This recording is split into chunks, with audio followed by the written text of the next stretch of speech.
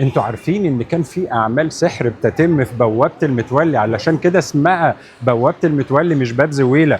وكمان في سبيل نفيسه البيضاء، تعالوا هوريكم حاجه انا واثق ان اغلبكم وصل لبوابه المتولي وما شافهاش. شايفين المركب دي؟ تعالى تعالى قرب قرب. شايفين في مركب هنا وانتوا داخلين من بوابه المتولي اللي كانت بتحمي حدود مصر الجنوبيه. بركزوا كده فوق. تعالوا بقى احكي لكم قصة المركب دي من جوه بوابة المتولي نفسها. يلا بينا تعالوا.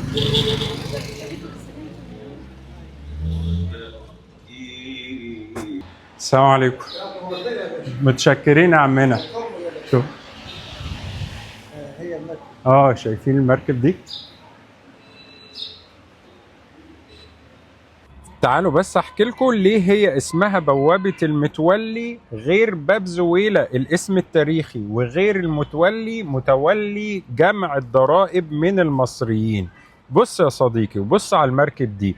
المركب دي اللي كان بيسافر فيها سيدنا المتولي، طبعا مش سيدنا احنا، سيد المعتقد، كان بيسافر بيها يصلي المغرب مثلا في السعودية او في بلاد الحجاز في الحرم المكي، ويرجع يصلي العشاء في مصر، ولو عاوز يسافر تاني يصلي في أي وقت بيسافر. ولكن ده معتقد المصريين، الروح اللي بتسكن المكان المتولي، ده اللي بيعتقده سكان المنطقة وتسمى متولي. والمتولي ده كان حارس أولي من أولياء الله الصالحين. الناس اعتقدوا فيه إنه بيظهر في صور عدة، وزي ما بقول لك كان بيركب المركب يصلي المغرب في الحجاز ويصلي العشاء هنا. إيه بقى سر الأسنان الموجودة هنا يا صديقي؟ والمسامير دي كانت بتعمل إيه؟ بص كده وركز، ده حتى في هنا فك كامل، دي أسنان بشرية حية. كان اللي ضرسه بيوجعه كان بيجي، شوفوا، فك بني آدم كامل.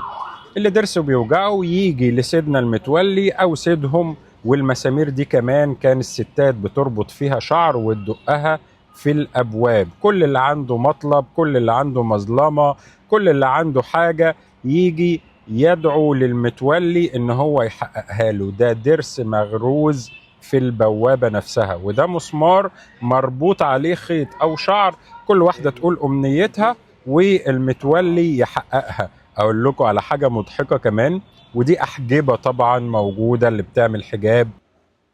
دي رسالة للمتولي من أحد السيدات: يا قطب يا متولي، تشفي لي ابن عبد الواحد ابن سكرة وتعفو عنه. ودي رسالة كاملة للمتولي من ست كانت عاوزة جوزها ما يتجوزش عليها. وده حجاب، ده يا نصيب، واحد كان عاوز يكسب في اليانصيب.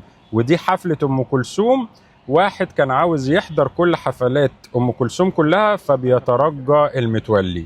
شايفين الأسنان والضروس والمسامير؟ تعالوا كده ندخل سبيل نفيسة البيضاء نشوف جواه ايه يا شباب. وعلشان كده ده احد مسميات بوابة المتولي بالمتولي غير جمع الضرائب.